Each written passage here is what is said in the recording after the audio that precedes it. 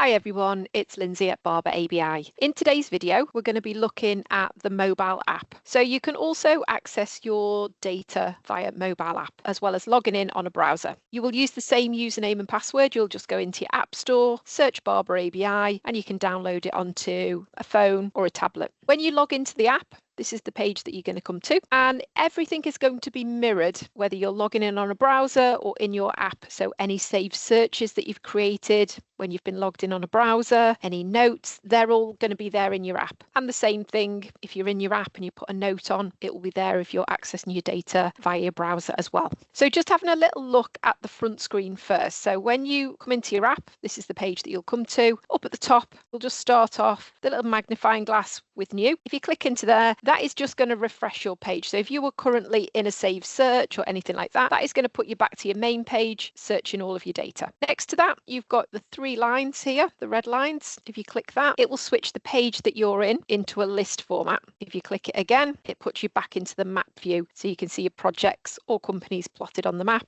Click on the three lines, it will put it into list view. Next to that, the question mark. In here, you have your help center and you have chat with us. So in the help, you can have a look at the help sheets there, and you can use the chat function here. If you need to ask a question, if there's something you're looking for, or if you need any help, you can use that chat function there. Down at the bottom of the page here, so right along the bottom, again, your first icon here is your search. So if you're putting anything into that project information bar there, this little magnifying glass at the bottom is what's going to generate that search. Next to that is your saved searches. So when you click into there, any searches you've got saved, you'll be able to load up here. Again, these are mirrored on your whole license. You just click on the name of any of those searches, it will load up that criteria. To the right of every search, there will be three dots. And if you click onto it, it will give you the option to run that search, make it the default, or you can delete it from the list. Next tab along the bottom is My Leads, and this is where you'll get a list of all your activities. So you can click on Updates and load those, load your favourites, load the history of what you've looked at, any tags you've created, any notes, any shares, any archives. You can access all of those there in My Leads. And then at the bottom, right, My Account. So here, if you need to sign out of your app, you need to reset your password, you can do that in there. Also, any page that you're in. So at the moment, we've got projects listed on the map here. You'll see at the top right here, there's an eye and there's an icon below it. When you click on the round icon there, that is going to be allowed to drop a pin to search wherever you are using your GPS. So if I click that, at the bottom, it will say search at my location. If I click that now, it's going to drop a pin where I am. And this is defaulting to show projects that are within a 25-mile radius of where I am. On the map, you can then start zooming in. You can have a look at these projects and you can see that little blue dot is my location there. Also, when you zoom in,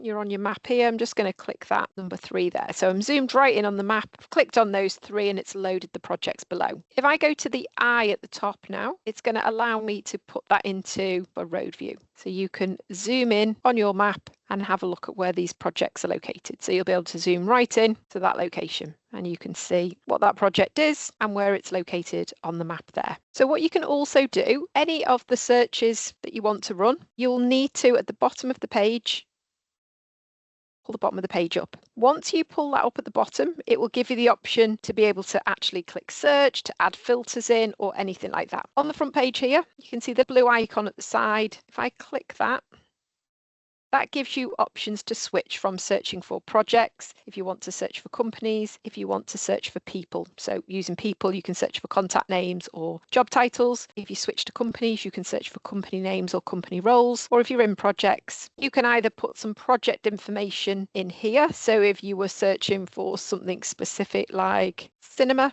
click enter, and you can see that it's selected it there. And then at the top right, I'm going to click save. And you can see there, it's now added a filter. And all I'm going to do now is I'm just going to click search at the bottom. And it's just going to do that basic 25-mile search, anything with a keyword of cinema. What you could do is there's also a filter box here at the bottom. If I clicked into that, you could add more filters on top of that. So this is obviously quite specific at the moment. So I'm going to take the keyword of cinema out of there. And you'll see at the bottom now that number's gone from 12 back to 4,000 projects. So exactly the same as you build a search in the main platform, you just scroll through your filters and add them in, whether it's keywords, whether you want to only look at anything new or updated in the last month. This is still searching my current location, just 25 miles. So I'm going to say, I just want to look at anything within 5 miles of my current location that's been new or updated in the last month. There's 11. You could add in a development type. You could look at values, timeline. So if you only want to see projects that are going to start on site in the next few months. So all of these filters, you can go through, add all your filters in. Once you're happy with it, you come down to the bottom. And if I now view those 11 projects, it's just going to show me those 11 projects in that small location there that have been updated in the last month. Once you add your filters in, if you want to keep that search, you can save it by going to the top right, click save. So I'm just call that projects within 5 miles.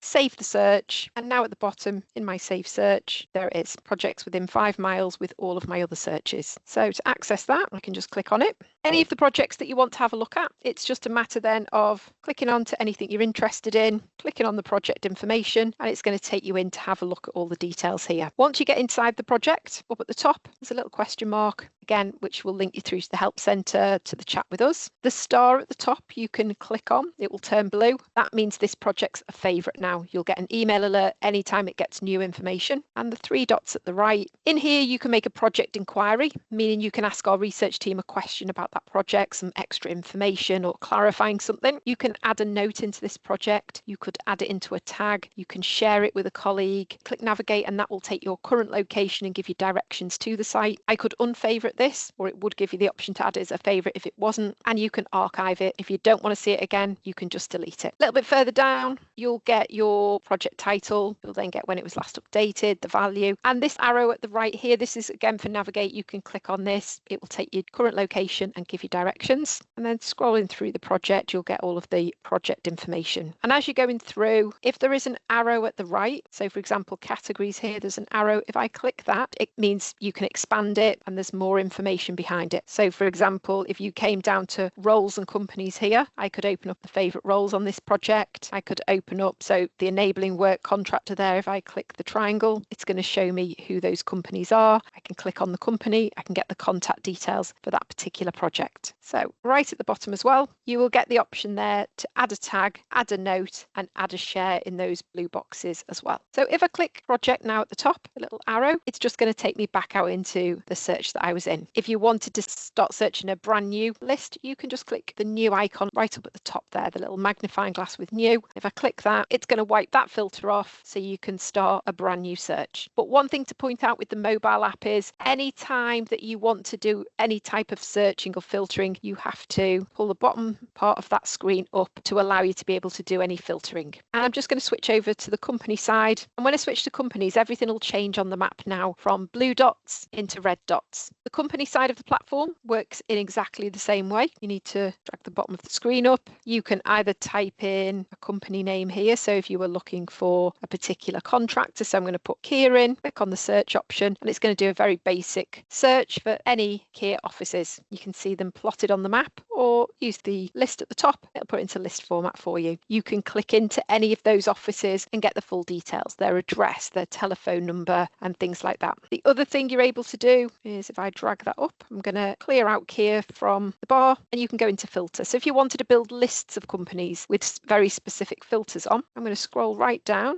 till I get to the roles. And in the roles section, again, you can pick what list you want. So if I wanted to look at a list of main contractors, selected contractor from the list, I'm going to come to the top now and click save. And you can see now at the bottom, there's 14,000 contractors in that list. So again, all of these filters you can add in if you want projects that are only on site. So I'm going to switch this filter on and say, I only want to see a list of contractors with on-site jobs. And I'm going to come up to the location. And again, you could drop a pin in your current location and do a radius search, or open up the regions and counties. So I'm going to say I want a list of any contractors with a job in Cheshire, save, and now there's 209 companies. So this time I'm going to view the companies, and now it's just going to show me that list of main contractors with a job in Cheshire that are currently on site.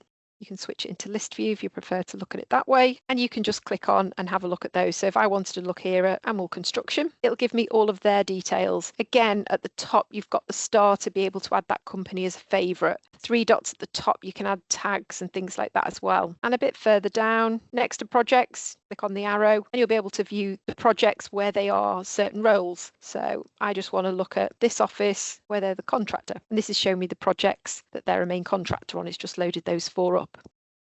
You can look at the people, so anybody that's currently working at that office that we've previously used. And again, at the bottom, you'll have your options here. And if I come back out, if you wanted to save this company search, again, you can save that there as well. So that's all of the details on the mobile app. Really handy for if you're out and about and you want to have a look at projects around you or run any of your save searches.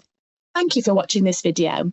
If you'd like to learn more about the Barbour ABI platform, don't forget to check out the full training room playlist available via the help button on the platform and on the My Barbour ABI page of our website. If you'd like to book onto one of our training sessions or receive your own bespoke training, just get in touch.